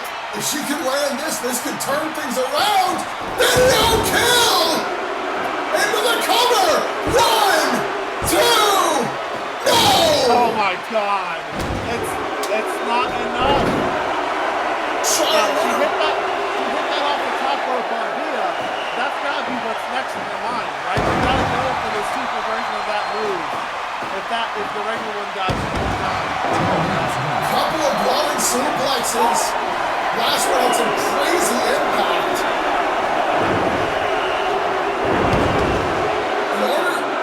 In order to get the video kill, the super video kills, you're gonna have to get Aiko in the right position and stun long enough to take it. Who knows if she's gonna be able to manage that? Right now she's doing good. She's getting the offense in. Seems like the video kill gave her the momentum she needed, but now Aiko firing back, trying to take it back to her side. Aiko wins this exchange, the momentum is hers once more. A distraction to a low kick, but Aiko's back up. Oh my God! What an uppercut! And Aiko is up first, and she waits. Charli, series of kicks. Racing a little tiny. I don't know about that video kill. Video kill. Aiko rolls out. Oh, no. I mean, good pro play, genius move of a veteran world champion. You could see the frustration on Charli's face when Aiko rolled out of the ring. That was her chance. That was her chance Glory to get a finale! Oh, no! 1, 2, 3. Whoa! Did Charli just kick out of the glowing finale? She did. Holy It's shit! gotta be that desperation we were talking about. She was truly giving it everything. She's got another suplex! That's what, 4 now? 5? I think 5 in this fall. 5. 5 glowing suplexes. Well, 4 glowing suplexes, 1 glowing finale in this fall so far. If you count the glowing finale from the previous fall, we've got a total of 6. Oh! 7. Oh my God! Oh my God! Another! Oh no! Oh, it's the Stampede! The glowing Stampede! 10! Oh my God! 11! The Stampede isn't over! It's going for another round! That was what, 13? 14! 15! 16! The crowd! 17! It's a Stampede in Dallas! 18! Stampede in Dallas! 19! Charli! She breaks free! She was not taking 20! But Aiko set her Oh up my top! God! Are you sure? 20! Are you sure? From the top! Aiko, unshockingly, a little tired after losing all of those Germans. Charli slowly recovered. But Aiko catches her immediately. No advantage on the outside for Charli soon.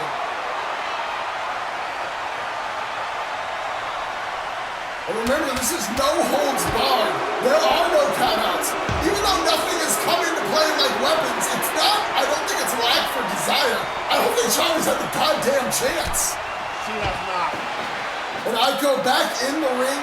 She doesn't fight on the outside. She settles her business here. I don't know how Charli's seeing and tell what directions up, down, left, and right after 19 suplexes. 20 if you count the one from the top rope. Yeah. And she's trying here. Slips behind. Grabs the tights. Another time to get one. No! Oh no! Oh, why I'm surprised. That really shouldn't be.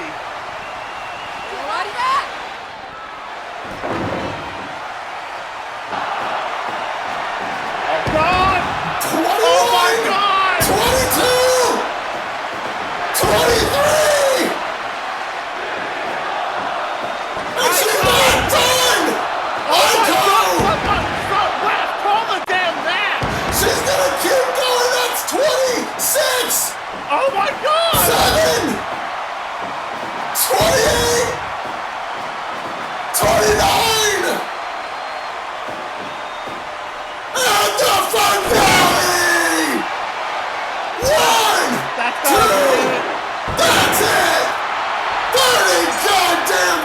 suplexes in total. Aiko, I think that's the biggest statement we've ever had a wrestler make in history.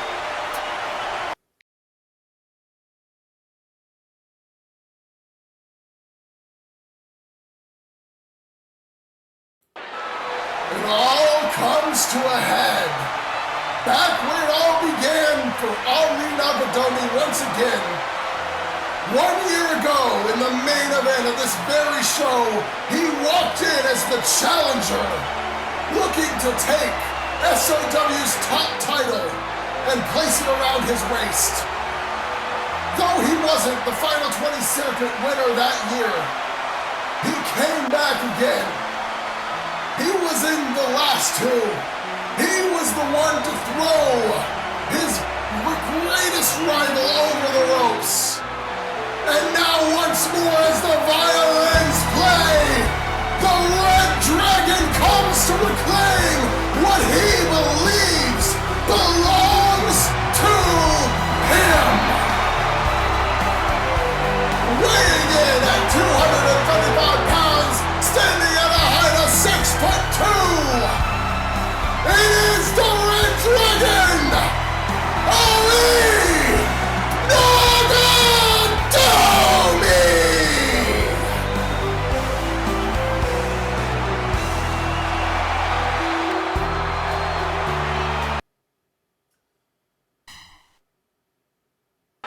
and his opponent,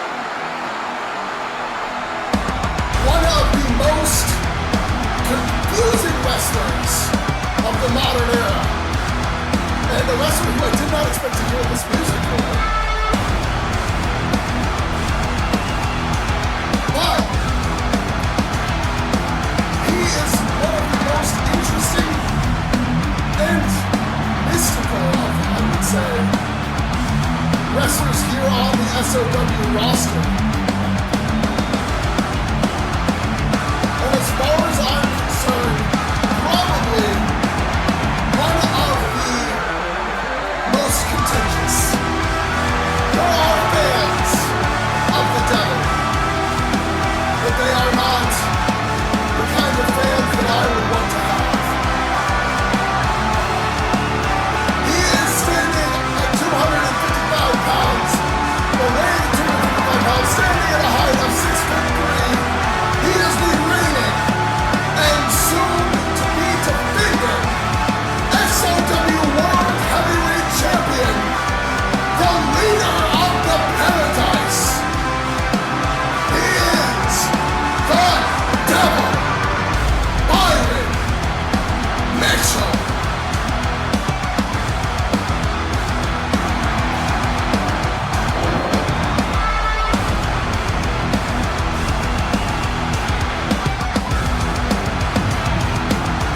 And honestly, it's crazy the disrespect that he is showing to Ali by coming out without his champion theme, that I would call it.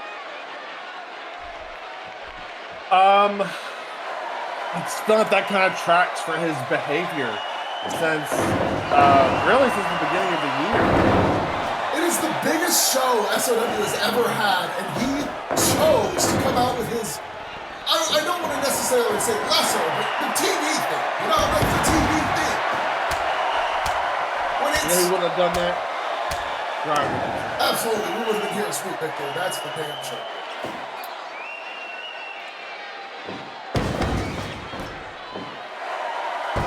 It's really kind of wild to think about, for a straightaway, we were thinking, all right, we're getting Ryan and Ali round 3 at Victory Lane.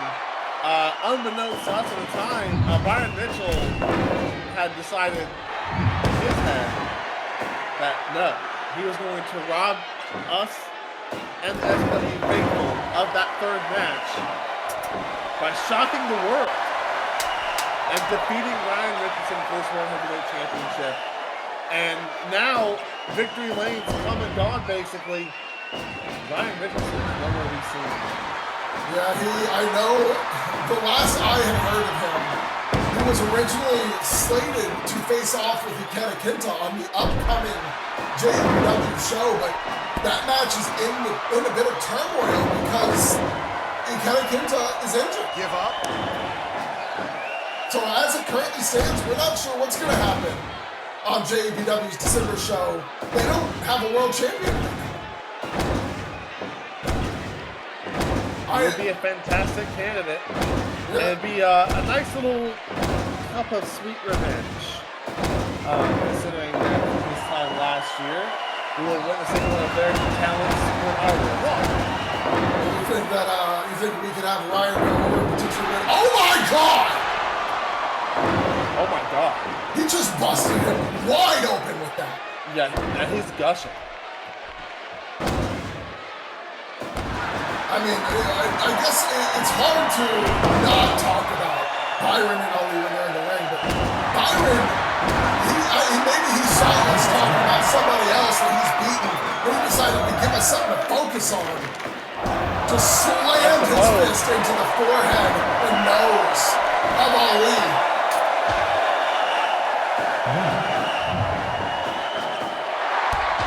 Oh, what a dive to the outside. Both men now down.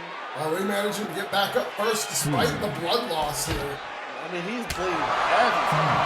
That is a flow for sure. I think the last man we've seen bleeding like that was probably Erren. That match where he had a full crimson mask. Yeah, Erren may have bled a little more than anybody else has ever bled in SOW history.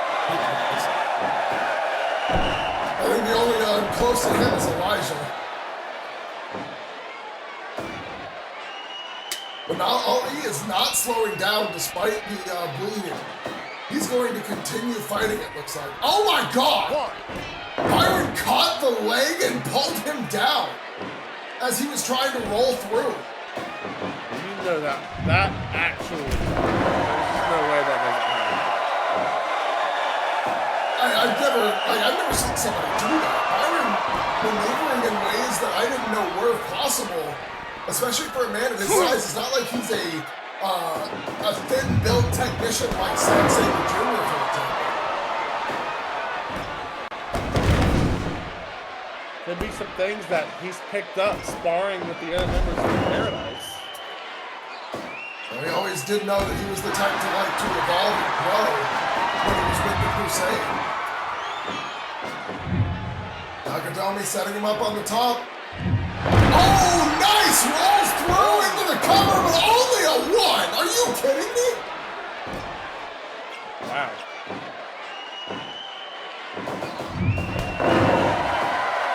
Big front drop kick. Ali right back up there.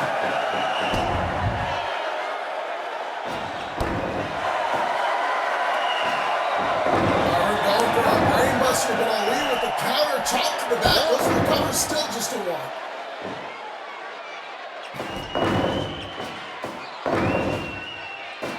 Byron continuing to try and maintain his momentum, his advantage in this match, as Ali is fighting back from a bad spot. That could be that main event experience difference between these two. Absolutely. This is not an unfamiliar scene or stage for Nagadomi Ali. Not even a little while. He's been a world champion many, many times in his career. And he has faced people on this big stage probably longer than Byron's been wrestling. Ali was pegged for a main eventer very early in his career. He's the first person to ever main event with the junior championship in Japan.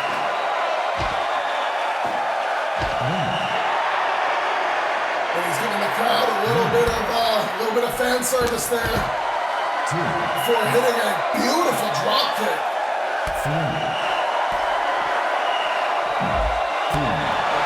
Stay focused, fighting on the outside, getting the title up there. It allows him to kick somebody in the balls for free. Byron doesn't seem to be pushing it.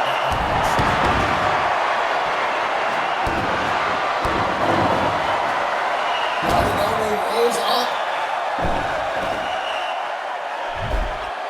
Byron continuing to pressure. Nagadomi has to find an opportunity to take full momentum control in this match. As it stands, being on the back foot against Byron is not good.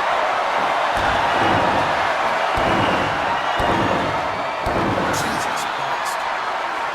The brutality of Byron Mitchell.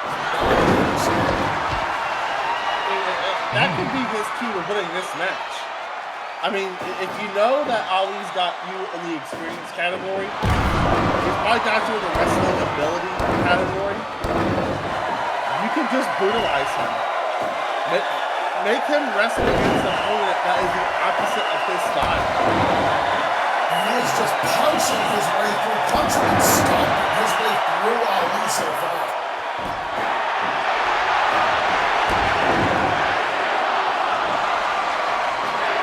Unshockingly, the crowd very into this match so far.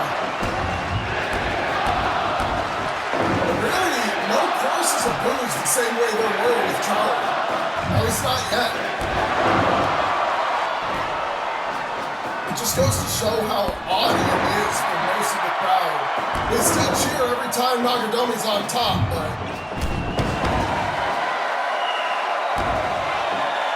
you definitely feel that unease in the air. yeah. It's the blood loss has probably got me feeling like, oh man, that could be a difference maker. The longer this match goes on, the more that advantage slips in Byron's favor. But right now, the Red Dragon is really fighting back. He's doing his best. He's gotten the momentum to his side. He just has to maintain it. But it looks like the blood loss really is slowing him down. He couldn't get back to his feet in time. How long he's been bleeding. He got busted open within the first minute or two of this contest.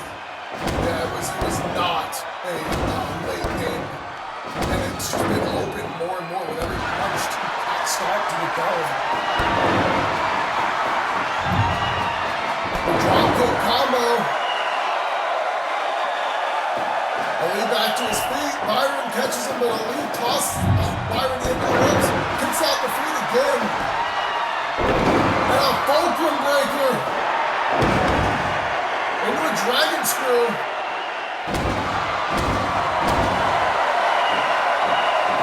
Byron punches to the cheek. Blocks the punch from Ali, but Ali returns with an arm drag instead. And then another dragon screw. He's doing what he's got to do to outwork Byron. Give up. Give up.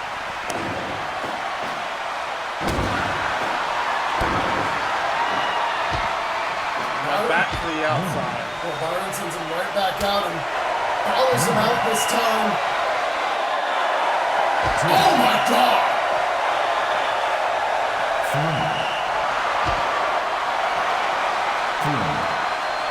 Pops the neck. Sends him into the apron. Ali fights his way free and gets back in the ring.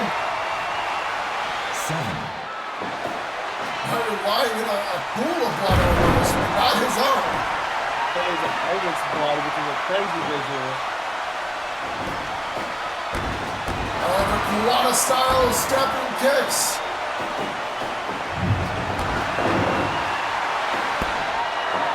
And the counters in this match have been very back and forth.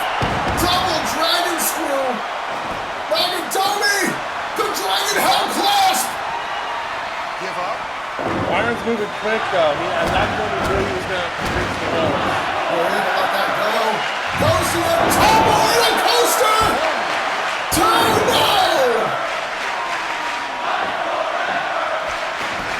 That's the 9-5 forever chance here. The main event on Victory Lane. The final match of the season. Jesus, what a lariat. Picked that one up from his match against Brian the first time we saw him use that burning style lariat. 1, 2.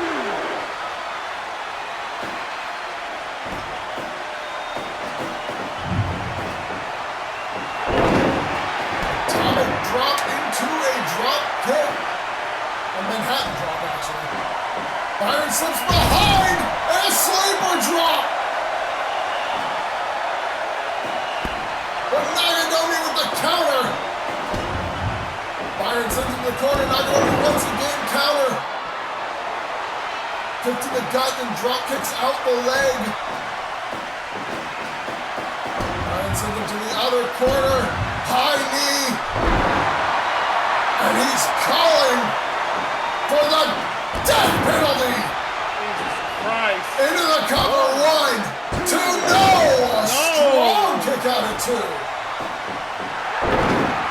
German suplex. Dragon suplex. Wait a minute. It's the Kimura. 1, 2, no! Oh my God. Nagadomi's hanging on, but it's got to be by a thread. Brainbuster onto the knee into another cover. And just barely not the 3 this time. Slips behind again. Nagadomi with the counter. Puts him on the shoulders.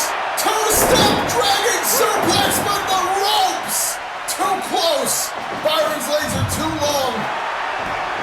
And he hits a half Nelson.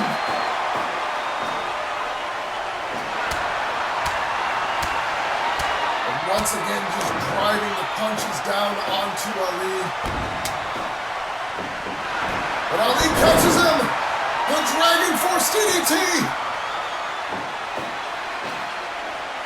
We're going to get back into this one and claim that world title. A second run, but not to be quite yet. But still able to kick out his Byron, the champion. They've exchanged multiple times, changing their strike each time. But oh my God, Byron ducked the Dragon Fang! That would spell disaster. Death penalty again! But Nagadomi is up!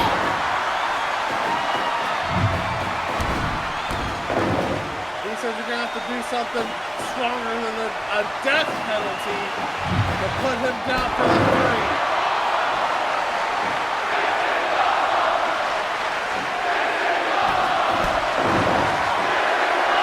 Despite the bleeding, Nagadomi very much feels like he is still in this match, at least for the moment. Beautiful roll through on that Enziguri.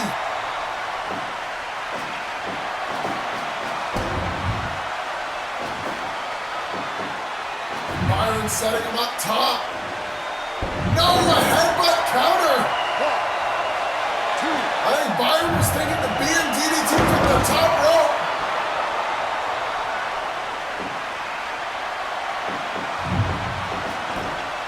Neckbreaker! But Byron's up fast!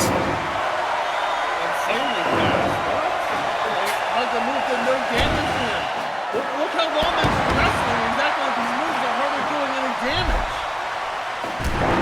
Jesus Christ, that big Larry again, but Nagadomi's back up. The vicious Guada kicks. And a counter from the Red Dragon. We're 30 minutes into this match. The mat is about 60% covered in Nagadomi's blood. But he is still fighting. And he is somehow still close. Well, a little fighting. Wrestling are a different breed of athlete. Still working and stomping at those legs. But Byron says, here, you can have more damage to my legs. I'll keep hitting your face. This drop. And another one.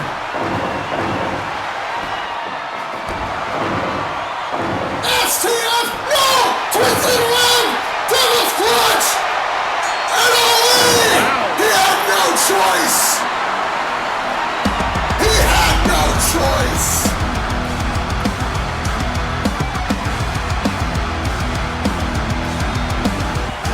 Statement win and defense for Byron Mitchell.